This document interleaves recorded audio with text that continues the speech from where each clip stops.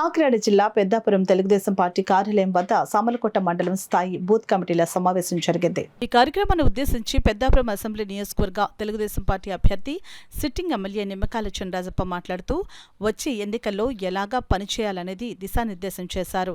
ఈ కార్యక్రమంలో పెద్దాపురం నియోజకవర్గ బీజేపీ నాయకులు విత్తనాల వెంకటరమణ, పెద్దాపురం మాజీ మున్సిపల్ చైర్మన్ రాజా సూరిబాబురాజు, మండల party president Thotakuri Srinivas, Kakinada parliamentary Telugu Desam party Telugu రైతు అధ్యక్షులు పాలకుర్తి శ్రీనివాచార్య చౌదరి, క్లస్టర్ ఇన్ఛార్జీలు పెంకే వెంకటేష్ బాబు, గుమ్మల రామకృష్ణ, ఆకునూరి సత్యబాబు, తెలుగుదేశం పార్టీ నాయకులు, కార్యకర్తలు, జనసేన నాయకులు, కార్యకర్తలు, బీజేపీ నాయకులు, కార్యకర్తలు పాల్గొన్నారు. నాయకులు, గ్రామ నాయకులు, వార్డు వచ్చారు కానీ బూతులు చాలా మంది రాలేదు.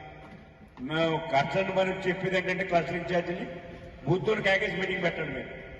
మీరు డేట్లు ఫిక్స్ అయ్యింది. రేపు ఎన్నింటిలో బూత్తోని ప్యాకేజ్ మీటింగ్ పెట్టుకుని వెళ్ళాలి. మీరు పెట్టుకున్నప్పుడు బూతులు క్లస్టర్లో పెట్టుకున్నప్పుడు పార్టీ పెట్టుకున్నా ఇటు జనసేన బీజేపీ వాళ్ళు కూడా ప్యాకేజ్ మాట్లాడుకోండి. ఉమ్మడి ప్లేస్లో పెట్టుకోండి, ఇబ్బంది లేదు.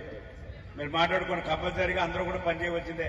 ఇవాళ ఆ పార్టీ కూడా జనసేన పార్టీ కూడా మనకు పూర్తిగా పనిచేయడానికి సిద్ధంగా ఉంది. నేను పవన్ కళ్యాణ్ గారు కూడా చాలా క్లారిటీగా చెప్పారు. ఎక్కడే కూడా తెలుగుదేశం పార్టీకి జనసేన పనిచేయాలి, తెలుగుదేశం జనసేనకి పనిచేయాలి, బీజేపీకి పనిచేయాలి అని చెప్పి చాలా క్లియర్గా చెప్పారు.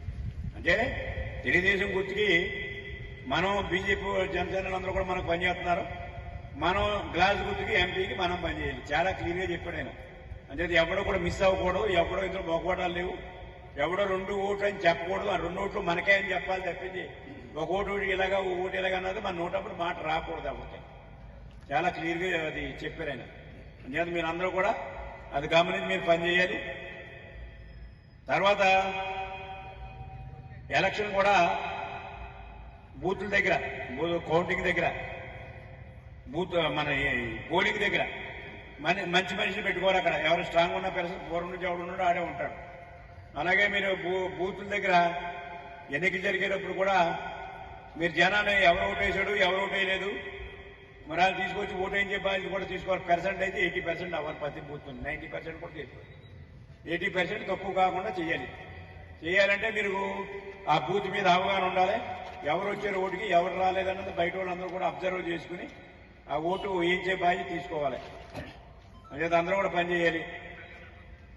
ఎలక్షన్ అంతా కూడా ఇంకా ఎలక్షన్ వాతావరణం మనకు పడిపోయింది కనుక అంచేత మీరందరూ కూడా ఆ లెవెల్లో ఉండాలని చెప్పి కోరుతూ, ఇప్పుడు బూత్ వైజ్ కూడా మరి సెక్టర్ క్లస్టర్ వైజ్ కూడా మరి 3 క్లస్టర్లో కూడా ఒకసారి రివ్యూ చేసుకోండి.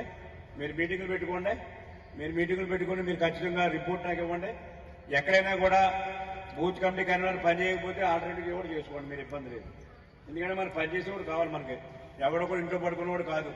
కనీసం ఎలక్షన్ కార్యకర్తని పొలిసొక్క వేసుకుని నేను ఎలక్షన్లో పనిచేయనంటే అది ఎలక్షన్ రూల్కి మన పార్టీకి విరుద్ధం. మన కార్యకర్త మరి 5 సంవత్సరాలుగా మన కార్యకర్త కింద పనిచేస్తాం. ఎన్నికలు వచ్చినప్పుడు కూడా ఎన్నికలకి అభ్యర్థి విజయాన్ని లెక్కించడానికి మనం కృషి చేయాలి. అప్పుడే మన కార్యకర్త.